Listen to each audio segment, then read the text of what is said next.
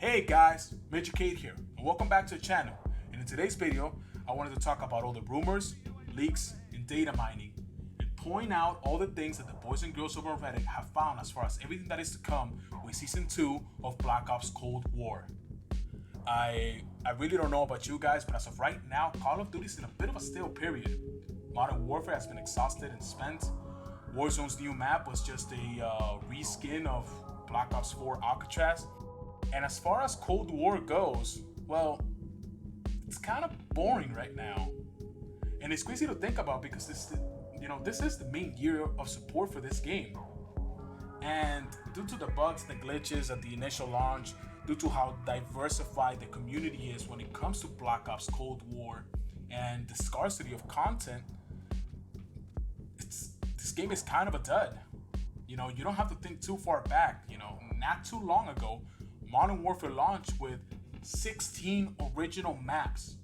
That is 16 maps that were original, fresh to every single player, nobody has seen it before, and over 50 weapons. When we compare that to Black Ops Cold War's, measly 8 maps, it's slacking. And to top it all off, Season 1 was extremely underwhelming, with the weapons being offered, that being the Groza and the Street Sweeper, were as monumental as when they added the submachine gun, the ISO, to Modern Warfare.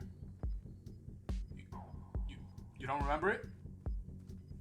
Exactly.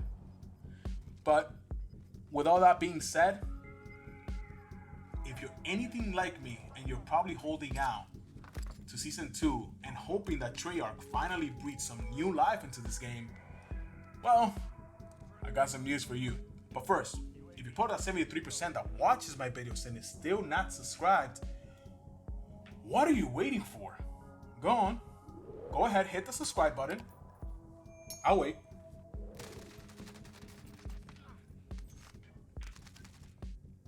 Thank you. And now with that out of the way, let's talk about all the rumors and the speculations and all the stuff that is to come when Season 1 ends and Season 2 begins. And I don't feel like I have to say this, but take everything I say with a grain of salt.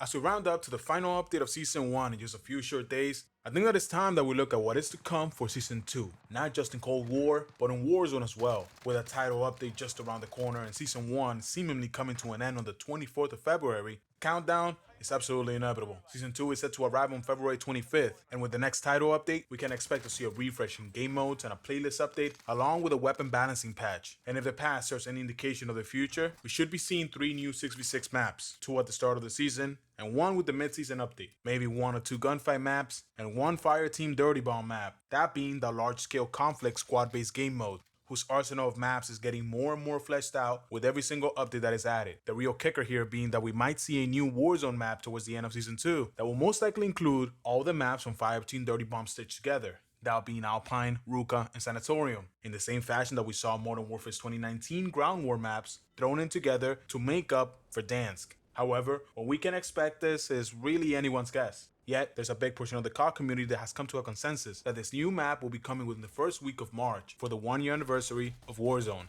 Now, let's get into the meat and potatoes of this update. Most of the information we talk about today will be coming from the MW2 Ghost, a trusted source for Call of Duty leaks. And first on the list, and by far the most important thing with every single update, is weapons. 3 new weapons are rumored to be coming with Season 2, which will fit the MO that we've been seeing with every new season that's introduced since last year's title, Modern Warfare. And yes, maps are fun, but when they are put into a 24/7 playlist and you spend a couple hours in them, tend to become repetitive. With Season 2 offering of weapons being somewhat peculiar, I felt like we should dive into this first, and there is no shortage of speculation here. For the list, we have the Scorpion submachine gun, as well as the Tech 9 submachine gun, the ZZ-75 pistol from Black Ops 1, the Dragunov sniper, the FAL, most likely coming as a tactical rifle, and the Galil assault rifle. But if I was a betting man, I would say that it's the Tech 9, the first weapon to be offered on Tier 15 of the Battle Pass, the Dragunov at Tier 31, with the Galil coming with the mid-season update.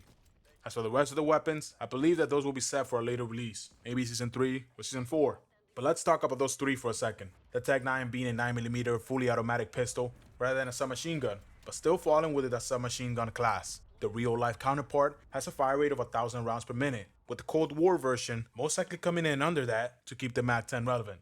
Next up, we have the Dragunov Sniper. And if you've been playing Call of Duty for more than 2 hours, you're probably no stranger to this piece of Russian engineering. But what I'm particularly most excited for is that all previous iterations of the Dragunov have been a semi-automatic 2-shot kill weapon with an extremely small 1-shot kill potential. Hopefully, this ends up being the double tap weapon that I've been waiting for. My biggest worry is being a stupid slow aim down sight time like we see with the M82. But we're just gonna have to wait and see. Whether it's good or bad, you'll be hearing my thoughts on this weapon with the DMR loadout series. Next is the Galil, more specifically the ARM version, or the Black Ops 1 Galil, as Modern Warfare has the newer updated Galil Ace version, being represented by the CR56 AMAX. Not much to say here, it's a fan favorite, and I'm glad that they're bringing it back, and I'm also really excited to see how it stacks up against the other assault rifles. As for the maps, we have some leaks coming from Call of Duty Declassified over on Twitter, with the first offer here being Echelon, a new map. Not really much to say here. It looks kind of like new construction. This one, we're just gonna have to wait and see how it plays in all the various different game modes that Cold War has to offer. Now with the second map, there's more to go off here. This map is being called Apocalypse, and it's looking like Cartel Madagascar from Black Ops 4 had a child and are now sharing custody. Personally, I think this map looks kind of cool, but again, we just have to wait and see. As for the last map on offer, it's rather underwhelming. I mean, don't get me wrong, I love playing Raid as much as the next guy, but I'm starting to get tired of seeing the same Treyarch maps being remastered. Almost like they're shoving their greatest hits down our throats for the second year in a row. The third map set to release within Season 2 is Firing Range. Yes, the map that was remastered in Black Ops 4 some 18 months later, and it's here again, and most likely the first one to be dropped. We could also have another remake for Season 2 in the works, that being Summit. Yet again, another remake for the second year in a row. Moving on, Black Ops Cold War Season 1 saw something that has never been done before in the history of Call of Duty, with the addition of post-launch score streaks being added to the drip feed content.